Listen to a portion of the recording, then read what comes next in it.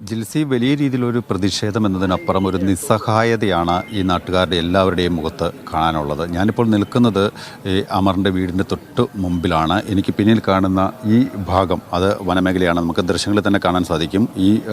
ഒരു വശത്ത് വീടുകളുണ്ട്, തൊട്ട് എതിർവശത്ത് കാടുകളാണ് ഉള്ളത്. ഈ വഴിക്കാണ് നേരെ അമർ ഈ പശുവിനെ തേടി പോയത്, സുഹൃത്തിനൊപ്പം പോയത്. അതിനിടയിലാണ് ഈ കാട്ടാന ആക്രമണം ഉണ്ടാവുകയും ചെയ്യുന്നത്. അതിനുശേഷമാണ് ഈ നാട്ടുകാർ അവിടെ നിന്നും ഇദ്ദേഹത്തെ ആശുപത്രിയിലേക്ക് മാറ്റുകയും ചെയ്തത്. ഇതിനിടയിൽ അമറിൻ്റെ ജീവൻ നഷ്ടപ്പെടുകയും ചെയ്തു. സുഹൃത്ത് മൻസൂർ ഇപ്പോൾ സ്വകാര്യ ആശുപത്രിയിൽ ചികിത്സയിലാണ്. എന്തായാലും ഇന്നലെ പോസ്റ്റ്മോർട്ടം നടപടികളെല്ലാം തന്നെ നടന്നു. വലിയ രീതിയിൽ പ്രതിഷേധം ആശുപത്രിക്ക് മുന്നിലും മോർച്ചറിക്ക് മുന്നിലും ഉണ്ടാവുകയും ചെയ്തു. പുലർച്ചെ 3:30 ഈ മൃതദേഹം ഇവിടെ വീട്ടിലേക്ക് എത്തിച്ചത്. ഇനിയിപ്പോൾ എങ്ങനെയായിരിക്കും ഈ സംസ്കാര ചടങ്ങുകളൊക്കെ നടക്കുന്നത്? 8:00 കൂടിയിട്ട് നമ്മുടെ തൊട്ടടുത്തുള്ള ജുമാ മസ്ജിദിൽ ഇതിൻ്റെ കബറടക്കം ചെയ്യാനുള്ള ഇതാണ് ഇപ്പോൾ പ്രാർത്ഥന ആരംഭിച്ചിട്ടുണ്ട്. ഒരു 8:00 കൂടി തന്നെ സംസ്കാര ശുശ്രൂഷകൾ നമ്മൾ സമാപിക്കും ഇവിടെ വീട്ടിൽ. ഈ പോസ്റ്റ്മോർട്ടത്തിൽ വേറെ എന്തെങ്കിലും പ്രത്യേകിച്ചായിട്ടുള്ള അസ്വാഭാവിക തടസ്സങ്ങളോ അങ്ങനെ എന്തെങ്കിലും കണ്ടെത്താനോ കഴിഞ്ഞിട്ടുണ്ടോ? മറ്റ് പോസ്റ്റ്മോർട്ടത്തിൽ മറ്റു കാര്യങ്ങളൊന്നും കാര്യങ്ങളൊന്നും ഉണ്ടായിട്ടില്ല. മറ്റു കാര്യങ്ങളൊന്നും നിലവിൽ പറഞ്ഞിട്ടുമില്ല. പക്ഷെ നമ്മൾ ഇന്നലെ അത്രയും പ്രതിഷേധത്തിൻ്റെ ഭാഗമായിട്ടൊരു നിർധന കുടുംബം നിങ്ങൾക്ക് കണ്ടാലറിയാം. ഒരു ഏക ആൺതരിയായിരുന്നു അത്. അവരെ ഒരു ആശ്രയമായിരുന്നു. ഇന്നലെ അത്രയും ബോഡി MP ഉൾപ്പെടെയുള്ളവർ അവിടെ കുത്തിയിരുന്ന് സമരം ചെയ്തതിൻ്റെ ഭാഗമായിട്ടാണ് നമുക്കൊരു കോമ്പൻസേഷൻ വരെ നമുക്ക് കിട്ടിയത്. നമ്മുടെ ഏറ്റവും വലിയ ആവശ്യം എന്ന് വെച്ചാൽ ഇനിയൊരു ജീവൻ ഇവിടെ പൊലിയരുത്. ഇപ്പോൾ നിങ്ങൾ വന്ന് കണ്ടപ്പോൾ അറിയാം ഇവിടുത്തെ നാട്ടുകാരൊരവസ്ഥ. ഈ വനവും ഈ വീടുകളും ഒന്നായിട്ടാണ് കിടക്കുന്നത്. ഇപ്പോൾ കാണുന്ന ഫെൻസിങ് വരെ ഇവിടുത്തെ നാട്ടുകാരുടെ ശ്രമഫലമായിട്ട് ഇവിടെ ഒരു രൂപം കൊണ്ടിരിക്കുന്ന ASK എന്ന് പറയുന്ന ഒരു സംഘടനയുടെ പരിശ്രമത്തിൻ്റെ ഫലമായിട്ടാണ് ഈ 1 ലൈൻ ഫെൻസിങ് വരെ വലിച്ചിരിക്കുന്നത്. നമ്മളുടെ ആവശ്യമെന്ന് പറയുന്നത് ഇനിയൊരു ജീവൻ, ഒരു മനുഷ്യജീവൻ പൊലിയാൻ ഇടവരരുത്. അതിനു മുന്നും ഇവിടെ ഫെൻസിങ്ങും അതുപോലെ തന്നെ ഫെൻസിങ്ങിലൂടെ ഇവിടെ ട്രെഞ്ചുകളും താത്തി മനുഷ്യജീവൻ രക്ഷിക്കണം. ഇവിടെ നിലയുറപ്പിച്ചിരിക്കുന്ന കാട്ടാനകളെ എത്രയും പെട്ടെന്ന് ഇവിടുന്ന് ഈ ജനവാസ മേഖലയിൽ നിന്ന് തുരത്തണം എന്നുള്ളതാണ് ഞങ്ങളുടെ ആവശ്യം. അതിലാണ് ഞങ്ങൾ ഇന്നിപ്പോൾ നമ്മൾ പ്രതിഷേധിക്കുന്നത്. ഇപ്പോൾ UDF അതുപോലെ തന്നെ BJP, NDA അതുപോലെ തന്നെ LDF ഒക്കെ ഹർത്താലിന് ആഹ്വാനം ചെയ്തിട്ടുണ്ട്. ഒരു പുതിയ രീതിയിലുള്ള പ്രതിഷേധത്തിലേക്ക് പോകും. ഈ രീതിയിലുള്ള പ്രതിഷേധത്തിലേക്ക് പോയിക്കൊണ്ടിരിക്കുന്നു.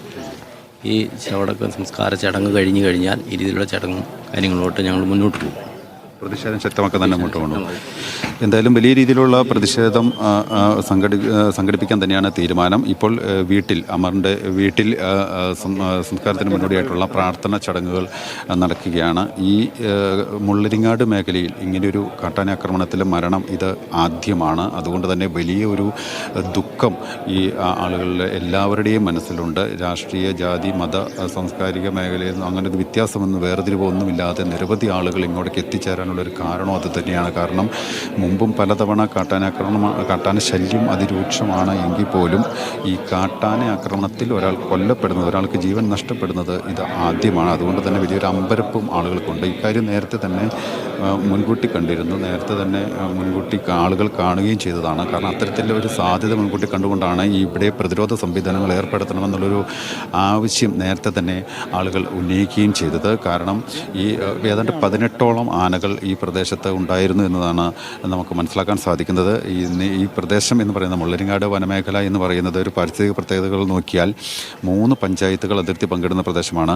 കവളങ്ങാട്, പൈങ്ങോട്ടൂർ, വണ്ണപ്പുറം പഞ്ചായത്തുകൾ. ഈ 3 പഞ്ചായത്തുകൾ ഉൾപ്പെടുന്ന ഒരു പ്രദേശം. അതിന് നടുവിലുള്ളൊരു പ്രദേശമാണ് ഈ മുള്ളരിങ്ങാട് എന്ന് പറയുന്നത്. 18ഓളം ആനകൾ ഈ വനമേഖലയിൽ തമ്പടിച്ചിരുന്നു. ഈ ആനശല്യം കൂടുന്നതോടുകൂടി നാട്ടുകാർ ഇതിനെ തുരത്തണം എന്നുള്ളൊരു ആവശ്യം ഉന്നയിക്കുകയും നാട്ടുകാരുടെ കൂടി സഹകരണത്തോടുകൂടിയാണ് വനം വകുപ്പ് ആനകളെ ഇവിടുന്ന് തുരത്താനുള്ള ഒരു ശ്രമം നടത്തുകയും ചെയ്തത്. അത്തരത്തിൽ ആനകളെ തുരത്തി 3 ആനകൾ മാത്രം ഇവിടെ ശേഷിക്കുന്നു എന്നാണ് വനം വകുപ്പ് പറയുന്നത്. ആ 3 ആനകളാണ് ഇത്തരത്തിൽ പ്രശ്നങ്ങൾ ഉണ്ടാക്കുന്നതെന്നും വനം വകുപ്പ് ഉദ്യോഗസ്ഥർ പറയുന്നുണ്ട്. എന്തായാലും ഈ ആനകളെ ഇവിടുന്ന് തുരത്തുകയും അതിനുള്ള മാർഗ്ഗങ്ങൾ സ്വീകരിക്കുകയും ഒരു വശത്ത് അതിനുള്ള ഫെൻസിങ് എല്ലാം സ്ഥാപിച്ച ആ രീതിയിൽ സുരക്ഷാ സംവിധാനങ്ങളെല്ലാം ഒരുക്കി വരുന്നതിനിടയിലാണ് ഇത്തരത്തിൽ ഒരു ദാരുണമായ സംഭവം ഉണ്ടാകുന്നത്. അതാണ് വലിയ രീതിയിലൊരു പ്രതിഷേധം. നാട്ടുകാർ എന്താണോ പേടിച്ചത്, എന്താണായിരുന്നു അവരുടെ ആശങ്ക, ആ ആശങ്ക അതിലേക്ക് കാര്യങ്ങൾ എത്തി എന്നുള്ളതാണ് ഇവരിപ്പോൾ ഏറ്റവും കൂടുതൽ വേദനയിലാക്കുന്നതും. ആ ഒരു കാര്യത്തിന് പരിഹാരം ഉണ്ടാക്കണം എന്ന് തന്നെയാണ് മനസ്സിലാക്കാൻ സാധിക്കുന്നത്. എന്തായാലും സർക്കാർ പ്രഖ്യാപിച്ച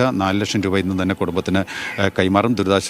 ദുരന്ത നിവാരണ അതോറിറ്റിയാണ് കൈമാറുക. മറ്റ് 6 ലക്ഷം രൂപ കൊടുക്കുന്നതിൽ സർക്കാർ പ്രത്യേക യോഗം ചേർന്ന് മന്ത്രിസഭ തീരുമാനമെടുത്ത് വൈകാതെ അതും നൽകും എന്ന് തന്നെയാണ് നമുക്ക് മനസ്സിലാക്കാൻ സാധിച്ചിരിക്കുന്നത്.